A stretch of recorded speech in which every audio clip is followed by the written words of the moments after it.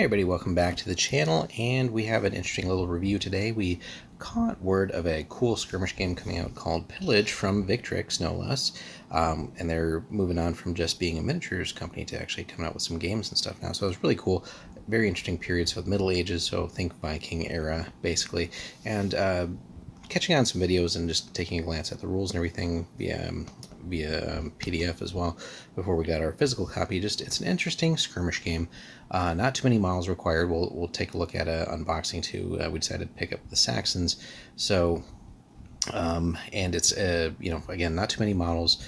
Very easy on the list building. We'll have several videos here covering the different aspects of the game, but really something new, just quick, simple rules. I know that it's kind of like a typical thing when you hear like skirmish games, everything promises to be quick and simple, but this really is a nice little skirmish game. List building is super simple, a manageable amount of special rules and things like that, nothing overly crazy. Seems like a really good internal balance too, with the way that, again, the list building and the factions work and things available, right? There's not like one faction has, thinking of something like 40k by comparison, where like the new release tends to be really good but also unbalanced. This is all more or less, right, similar soldiers with similar weapons, so it's not like any one force has anything that just outright demolishes the other, and just slight variations between the factions as well, so not enough to where you have to memorize tons and tons of rules and expect that to change quite often. It's pretty simple stuff overall. So we're going to get in here, we're going to take a look at the book. So production wise, fantastic. It's a hardcover.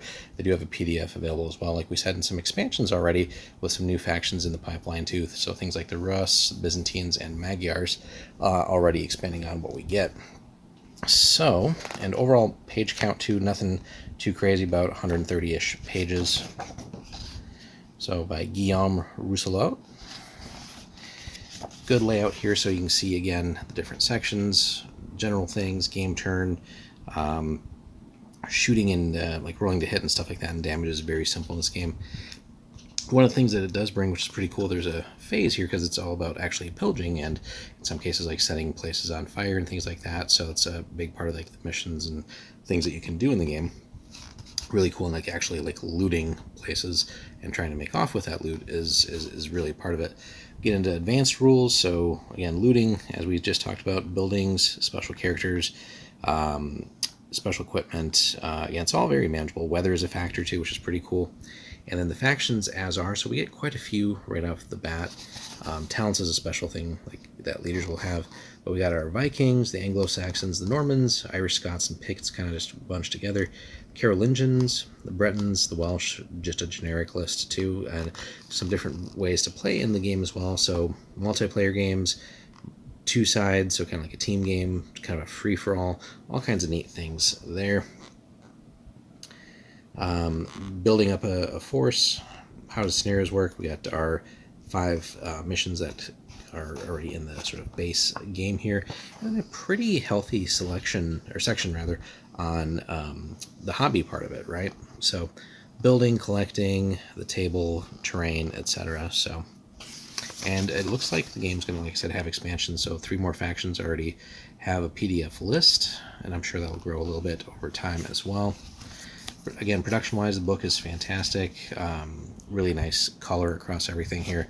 So we're not going to go literally every single page, but just to show you, you get the sort of history of medieval Europe timeline.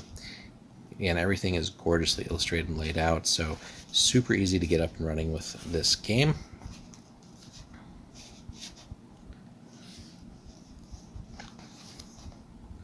And just explaining concepts and stuff like that. So D6 based. Again, awesome looking minis there. And again, we'll have a separate video on the Saxons that we've picked up. The game turn itself, basically go on initiative, move, shooting, melee, and fire.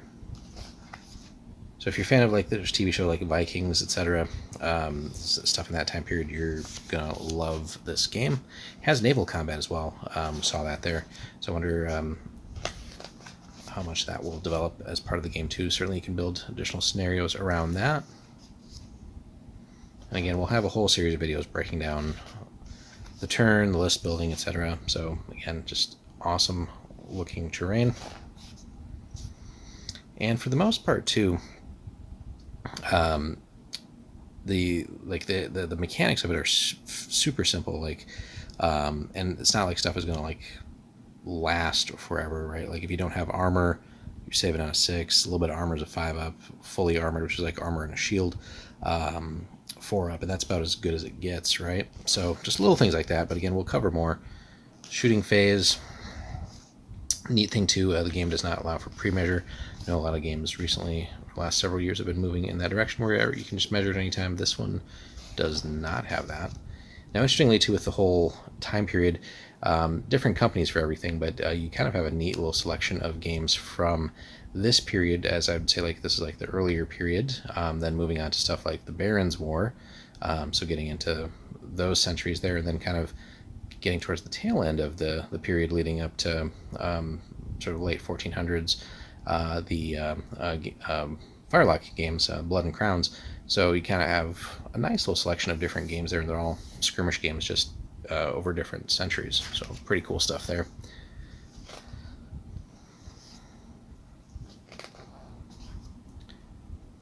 So again, just different types of or aspects of combat. Again, we're just kind of going a little bit fast here. Again, yeah, sometimes you will actually want to set things on fire as part of the scenarios. Morale is pretty simple too. Just as a quick one here, right?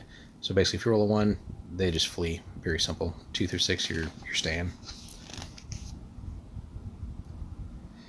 Yeah, talking about loot, different loot tables as well. So for scoring, but also campaign purposes. Fighting in buildings, different types of buildings. Your special characters that you have, for example, you have to have your chieftain or your leader. But you got things like berserkers for the Vikings, huscarls, healers. Supply wagons is pretty cool. Banners, warhorn. Got warhounds or some vicious puppers here. You got shield walls, ships and naval battles. We'll cover that all at some point as well. Just trying to get through that fairly quickly here. Weather is fun. So again, we get 5 scenarios, and you factor in like you could have a different type of weather in each of those, right? So you get all kinds of cool variations on that. And then the different factions again, which we'll have a faction review video for everything as well. Everything in this runs off of gold cost, so like your bog standard guys, just 10 gold. Again, we'll cover more separately.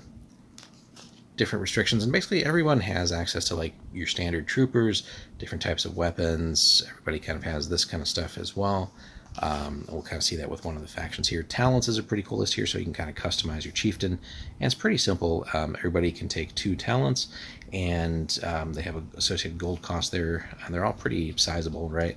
So like athletic training, 50 gold, that's 5 regular unarmored guys if you think about it like that. So if you want to load up on talents, you'd probably spend about 100 gold, but then again, that's a good chunk of points that you could be spending on other troops as well. So there's some interesting choices to be made there, and some are generic, some are faction specific. So pretty cool stuff there. Not still plenty of abilities, but not so exhausting that you're going to have just tons and tons of stuff to memorize. So without getting into a full review here, but like your army list pages are literally 1 page, super easy. Most factions have a special ability, pretty cool. Very simple though, but again, it's kind of broken down here. You have your warriors, and then kind of different weapons will determine what they are. So instead of having like a separate entry for each type of warrior, it's just, hey, there's a warrior, what do they have? You got your chieftain, your berserker, and it's really just how you're kitting them out, right?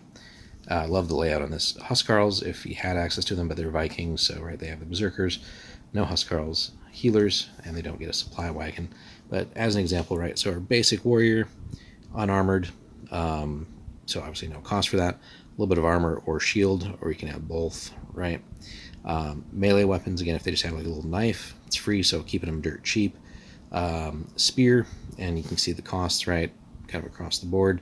The Dane axe, hand weapon, ranged weapons if we wanted them. So again, you have like complete freedom in customizing this. Vikings don't get access to crossbows, other factions would. So just neat little variations like that. Again, enough to keep it different between the factions, but not so different that, again, that you have to like just memorize tons of stuff.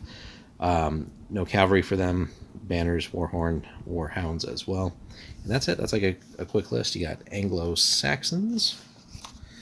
You got the Normans, the Irish, Scots, and Picts. They actually have 2 rules. Now, weirdly enough, I don't know if it's an oversight. I got to double check some of the PDFs, but the Carolingian Franks don't have a special rule. If anybody in the comments knows if that was a mistake on Victrix's part, if not, we're going to actually reach out to them. The Bretons also have 2 rules. The Welsh, and then a generic one, which is pretty cool. So another way to be sure that the forces are balanced is to have 2 warbands built exactly the same way. So just an interesting little variation there for like a specific event or something like that, if you want to just play a one-off game and literally have it come down to whoever just plays better. Speaking of playing, you got multiplayer rules. Love that's also not just like, hey, there's team games. You can do free-for-alls, and then really just getting into the game itself. Love that they kind of include a guide here. So small games would be on a 2x2, so not too many models really. And then, 2x2 is not going to be that much area, so terrain requirements are going to be pretty simple. So if you want to just dip in the game, that's an easy way to do it. Also, it makes for a fast game if you only have an hour or so. Up to the different sizes, deployment, getting into all that, different scenarios and how those are broken down, and then a nice, generous, like 2-page layout for each of these scenarios. Hey, scenario 2, Pillage. St. Bryce's Day Massacre. Everything's a little bit different, right? I'm sure they'll add more scenarios down the road, but also, again, you can customize, and weather will obviously make all that stuff different too. And then the hobby section, which is pretty extensive, so love that they include that. And again, everything is nice in color. Painting guide. Talking about the table too, so building a table, terrain, a lot of great stuff out there.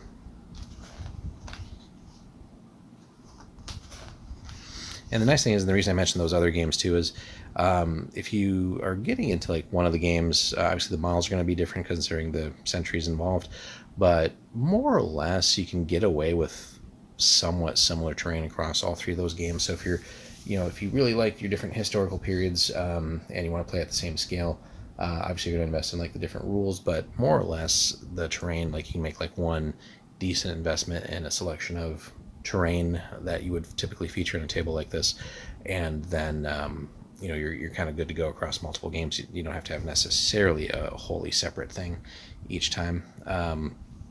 Tokens as well. Kind of wish that they would have had like a cardboard punch-out sheet that would have gone with that. That would have been maybe the only real critique here. They do have a quick reference sheet you can download, and you can download this too. But again, just compared to some of the other companies and stuff out there, that would have been a good inclusion to have. So minimal gripe, and then we get to the end. So like I said, we're going to have plenty of coverage for you guys, but definitely check out Pillage. Super easy, looks like a lot of fun too, and a pretty good package all in one here. So we'll be back with more. Hope you enjoyed. Hit us with a like and a subscribe. Drop a comment if you have any questions, or if you're already playing, let us know what factions you're playing, and we will see you in the next one. Thanks so much for watching.